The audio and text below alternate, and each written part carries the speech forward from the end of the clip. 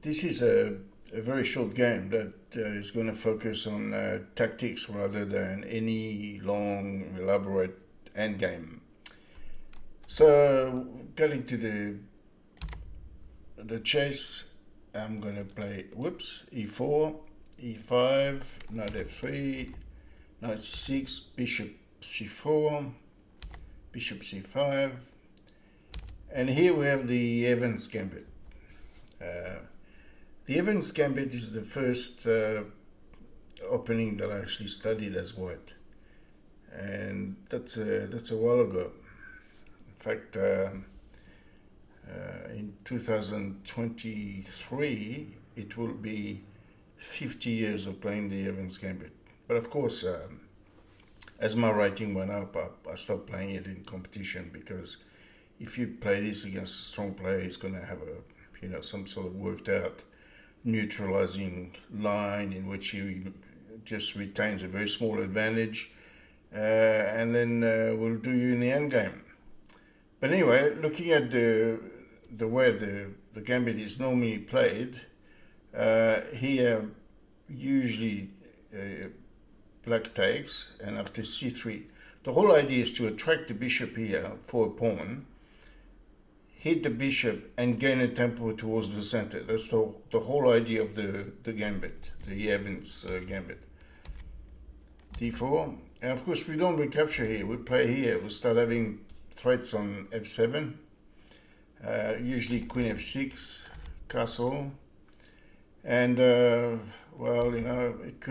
could go knight here, c takes, and it's sort of even, sort of playable.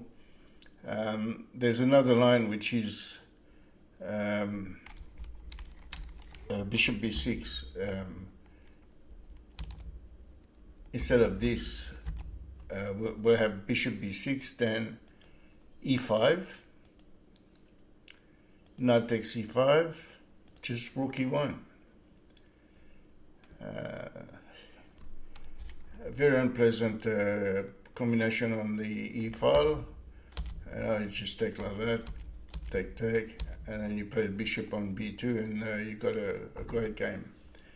Here, however, my opponent played quite differently.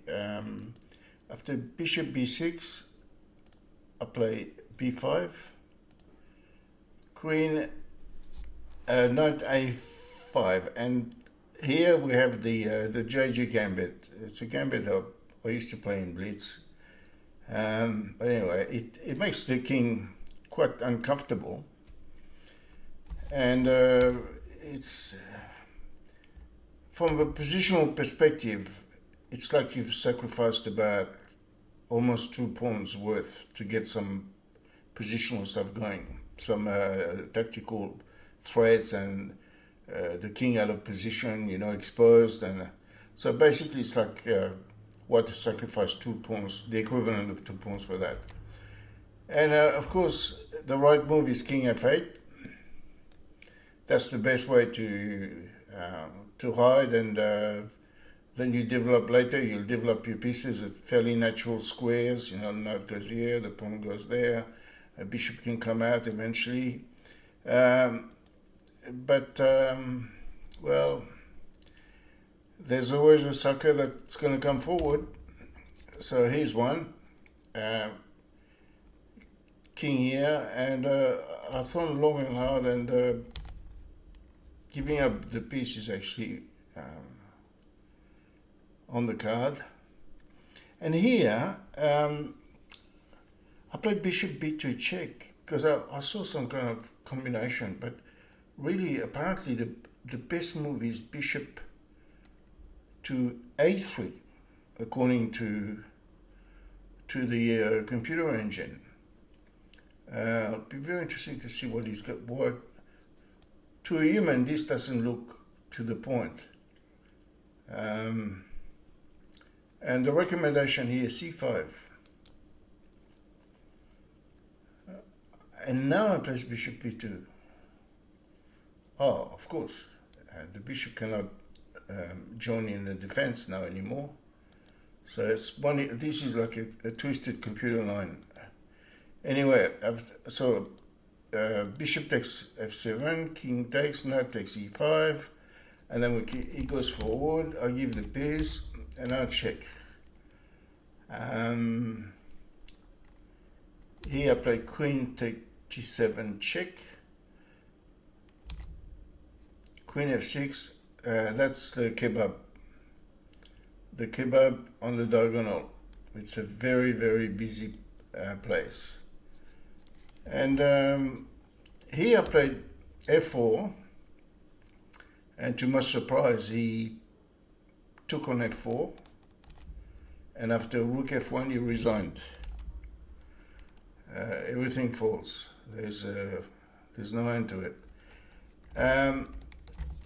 Here I was expecting him to play perhaps king takes here, d3 check, king here, and then we would have had knight check, takes, d6,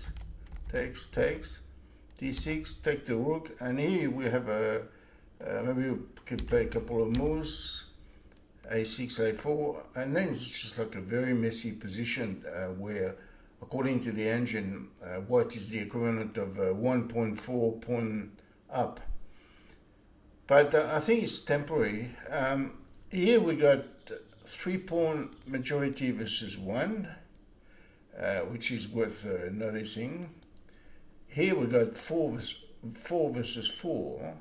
We have a knight on the edge of the board that's not quite sure how to get out of there so far. And of course, if you take and he gets pinned on the file.